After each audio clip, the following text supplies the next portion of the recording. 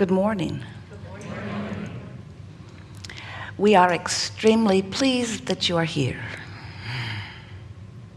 It is good to come together for the purpose of co-creating. Do you agree? You are knowing what you are wanting. It is an expanding thing, yes. And that's good, yes. Do you like the sensation of finding another new idea of desire? So that expansion feels good, yes. Do you like the idea of life giving you yet another idea of desire before you've caught up with it? In other words, you know those things that you know you want, but you have no sense of how they will come about. You can't see the plan of unfolding. You just know you want it, but when you look at the current reality, it's not there yet. How do you like that? Well, that's the part we want you to like too. In other words, when you feel the freshness of the expansion of your idea, even before the manifestation, long before the circumstances and events have lined up to show you the way, just the fact that life has given you the desire is what you were born for, because you understand at your non-physical level that the idea is creation. Now, many of our physical friends, we can feel it happening all over the room, say, uh-oh, we're in the wrong room. Because whoever this is seems to think that it should be jolly enough for us to have the idea of something, and that the manifestation of same should not be significant. And we say, that is what we say, because you are vibrational beings, and the idea of it, provided all of the ideas within you are lined up, will give you a joyful moment. But if the idea of it is not enough, and you need the manifestation of it, and the manifestation hasn't happened, and you can't see right now from your vantage point a way to cause the manifestation to happen, so now there's discord. You would call it disappointment or uneasiness or fear. If you're in that place where your desire has been hatched within you, but your belief or understanding has not caught up with it, then we can see how that uneasiness would make you say, no, Abraham, I want the manifestation of it, because when I want it and I've got it, now things are all right. And we say, you just have to want it and not oppose the wanting with your worry, and you will have the equivalent of the same joy that you will have in the having of it. So then you say, we can hear you. Let's see, do I have this right? So I want it and I don't have it, but I don't notice that I don't have it. I'm just joyful about the wanting of it, and that should be enough. And we say, well, it will feel good. And when you accomplish that balance, then the manifestation has to come. And you say, oh, so this is the trick we do to make the manifestation happen.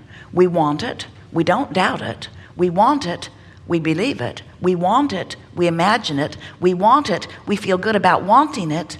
And if we do that, then we'll get it. And we say yes. But if your ulterior motive is to get it, then you introduce back into the equation the discord at not having it. Do you see what we're getting at?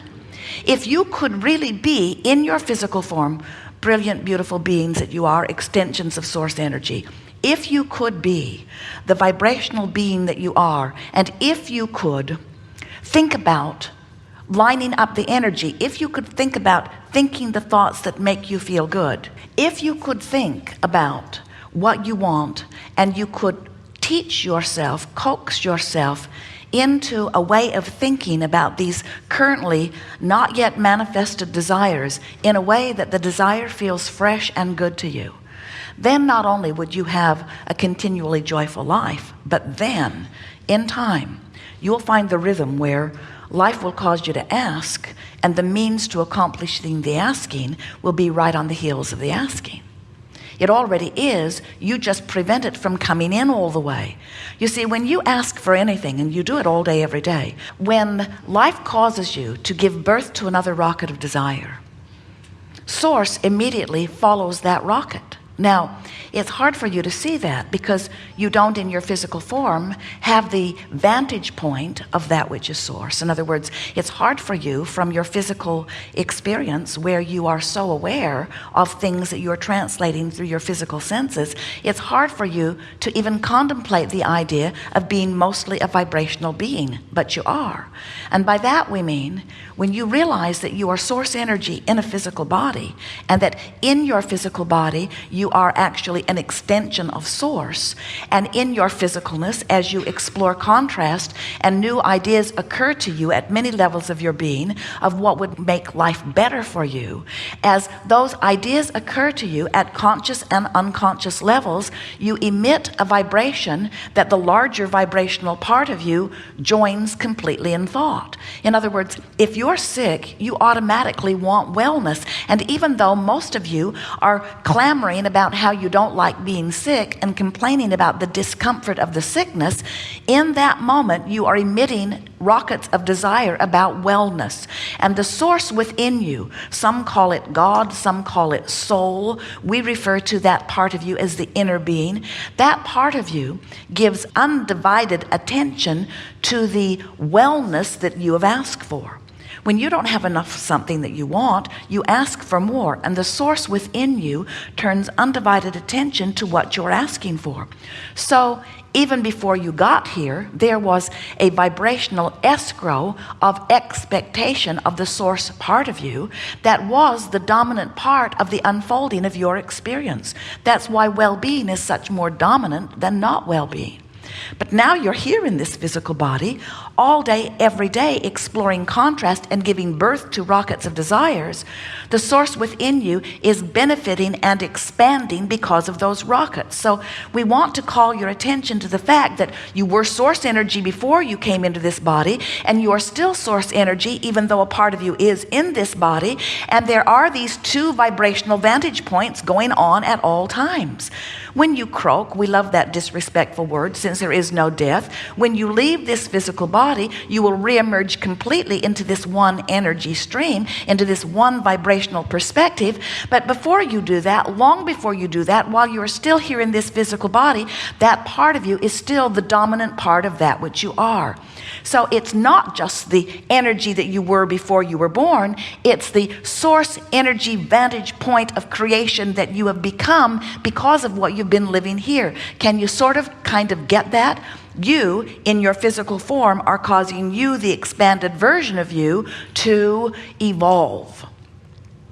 And every negative emotion that you feel, no matter whether you call it despair or something lighter like frustration, every negative emotion you feel is because your in this moment thought vantage point is not matching the vantage point of the Source within you. So when you realize you were born with this magnificent guidance that helps you to bring constant alignment between who you are in your physical form and who you really are, then you begin to understand what you've been feeling all of the days of your life.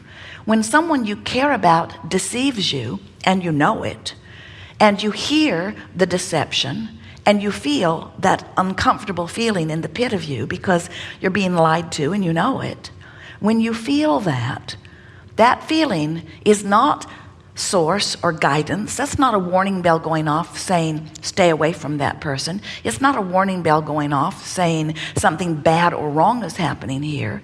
That's a warning bell going off because your observation of this person's behavior is causing you to conclude something about them that the Source within you would not conclude. Anytime you see someone as less than, you deviate from the Source within you. Anytime you do something other than love someone, you deviate from the vibration of the Source within you. When you find fault with yourself or someone else, you deviate from the Source perspective within you. When you feel unworthy, when you proclaim yourself incapable or not good good at something, when you put yourself down or someone else down, when you look at the world and see its flaws or find worrisome things about it, the reason those things feel the way they do is because you have deviated from what who you really are knows. When you listen to CNN or others, there are a few others, who go all around the world looking for evidence of not well-being and exaggerate it in incredible proportion and deliver it to you with dramatic music and graphics. And you feel the discord about what you're seeing, which is a portrayal of reality, and you say, well, it's real and it's bad, or it's real and it's awful. The reason you feel that way is not because of the awfulness of it. The reason you feel that way is because of the deviation in your vibration from how the source within you sees it. Because source does not look at what's wrong with your world. Source gives undivided attention to the new and improved version that you are constantly giving birth to. We want you to try to get a sense of the probable future that has been already created by the past and present creators like you here in this physical environment. Do you know when you worry about the economy, you ask for it to be better, and vibrationally it is? How do you think economy expands? How do you think you've expanded from trading beads and fur and shells into what you've got going on today? Has more resource been trucked in? No. Have you dug more of it up? A bit more, but nothing like what you are experiencing in terms of your global economy. It's all about ideas. Everything is about energy. And every moment of your life and the way you feel in it is about nothing other than your vibrational relationship. The two vibrational vantage points that you have, this expanded version, which was you before you were born, and it's the expanded version that has come about since you've been here, and what you're thinking about this red hot minute in this moment where all of your power is. Do you know that right now is where all of your power is? And do you know why? Because right now is the juncture where you can focus your thoughts in alignment with what you've become or not. In other words, it's the gate to all that you desire. And it's the gateway to all that has been put in that vibrational escrow by those who have come before. In other words, everyone who has been living here in this environment where you are focused has been living and asking and living and asking and living and asking and living and asking. Step one, step one, step one, step one, step one. And source has been answering. We're not kidding you. We mean it so much we gave the book the title, Ask and It Is Given. Every time, no exceptions. Ask and it is given. Step one, step two, immediately. Step one, step two, immediately. Step one, step two, immediately. No exceptions. The question worth asking yourselves is, if I've asked and it's been given, we hear you all the time, then where's my stuff? And we say, your stuff is in the balance between the vibrational crack of your asking for something you want and you're expecting it to be. Your stuff is in that gap between what you've asked for and what your chronic patterns of vibrational habits of thought are. In other words, when you expect something that you want, there's no deviation in the vibration of it, and it has to be, and we mean it already is, but now it has to be in a way that you can define it and see it. It's already done. The question is, how close to its vibrational interpretation, which is what manifestation is, are you? When you want more money and want more money and want